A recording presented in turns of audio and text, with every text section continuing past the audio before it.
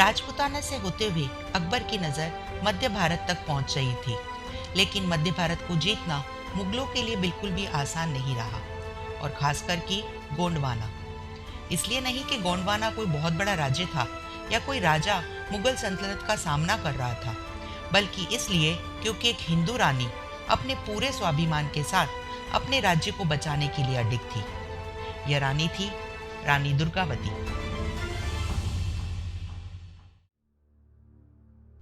अनन्य देशभक्त वीर हृदया रानी दुर्गावती का जन्म 5 अक्टूबर 1524 को उत्तर प्रदेश के बांदा जिले में कलिंजर के राजा कीर्ति सिंह चंदेल के यहाँ हुआ था। वे अपने पिता की इकलौती संतान थी। उनके पिता चंदेल किरीट सिंह महोबा के राजा थे। दुर्गावती बहुत सुंदर तथा गुणवान थी। उनके पिता ने उन्हें पढ़ने के लिए एक पंडित की नियुक्त करवाया। दुर्गावती ने पंडित जी से शाप शब्दों में कहा, मुझे क ख ग मत पढ़ाओ, मुझे महाभारत की युद्ध की कहानियाँ, रामायण और लंका कांड की कहानियाँ सुनाओ। दुर्गावती का ध्यान पढ़ाई से अधिक धनुष्बाण, तलवार, घुड़सवारी आदि के अभ्यास में ही था। दुर्गावती जो जो बड़ी होने लगी त्यों त्यों धनुष्बाण, तलवार विद्या और घुड़सवारी में महारत हासिल करती गई। वे हाथी की सवारी भी करती थी। दुर्गावती जब विवाह योग्य हुई तो उनके पिता को विवाह की चिंता होने लगी, परंतु वे अपनी पुत्री का विवाह किसी ऐसे शूरवीर से करना चाहते थे जो उन्हें अपनी शूरवीरता का चमत्कार दिखा सके। इसी बीच गोंडवाना के राजकुमार दलपत शाह ने किरीट सिंह को पत्र लिखकर दुर्गावती से विवाह करने का प्रस्ताव भेजा।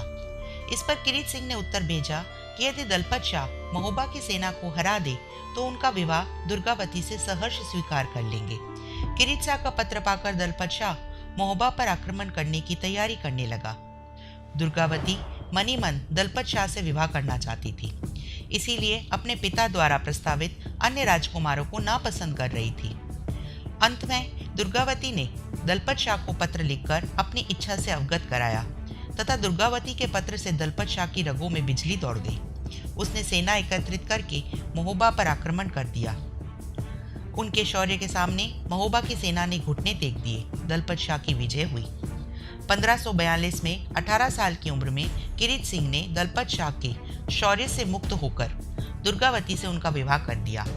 1 वर्ष बाद दुर्गावती ने एक पुत्र को जन्म दिया जिसका नाम वीर नारायण रखा गया। जब पुत्र 4 साल का हुआ तब दलपत शाह की मृत्यु हो गई। दलपत शाह की मृत्यु के बाद दुर्गावती ने बड़े साहस और धैर्य से राज्य की बागडोर को संभाला। उन्होंने गोंडवाना राज्य की प्रजा के लिए कई कल्याणकारी योजनाएं बनवाई। नई नई सड़कें, खेती के सिंचाई के प्रबंधन, बाग बगीचे, कुएं का भी निर्माण करवाया। गोंडवाना की प्रगति को देखकर आसपास के राज्यों में राजाओं को भी उनसे ईर्ष्या होने लगी। गोंडवाना के विस्तार एवं वैभव की चर्चा मुगल सम्राट अकबर ने भी सुनी। वह दुर्गावती की सुंदरता के बारे में तो पहले ही सुन चुका था, अतः उसने गोंडवाना पर आक्रमण करके रानी को अपने अधीन करने की योजना बनाई। परंतु युद्ध से पूर्व उसने रानी को उपहार स्वरूप चरखा भेजा, जिसके जवाब में रानी ने एक मोटा डंडा उन्हें भेजा। अकबर और क्रुद्ध हो गया तो उसने सेनापति को गोंडवाना पर आक्रमण करके रानी दुर्गावती को बंदी बनाकर दरबार में पेश करने का आदेश दिया। युद्ध आरंभ होने से पूर्व अकबर के सेनापति ने रानी दुर्गावती को अधीनता स्वीकार कर आगरा चलने का संदेश भेजा। इस संदेश के जवाब में रानी दुर्गावती ने अकबर के सैनिक आसिफ खां को संदेश भेजा, तुम मेरी सेना में भर्ती हो जाओ, मैं तुम्हें अकबर से भी अच्छा वेतन दूंगी। आसिफ खां इस संदेश से बौखला गया। उसने गढ़मंडल के दुर्ग पर चढ़ाई कर दी।